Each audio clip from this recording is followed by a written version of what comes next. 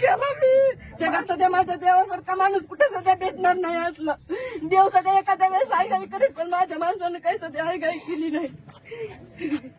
फक्त 5 रिंग वाजल्या म्हणलं दादा फोन उचलीत नाही रे. बघायलो गाई वाटलं इकडं तिकडं गेला असं, कुठंतरी केस मध्ये असलं कशाला माहित. मला माहित असतं तर माझं गाव केवढं भरलेलं. कुणाला तर सांगत होते, म्हणत होते काय करू. एका आर्मीचं कसं पाडच नेलं या लोकांना, त्यांना काय होईल.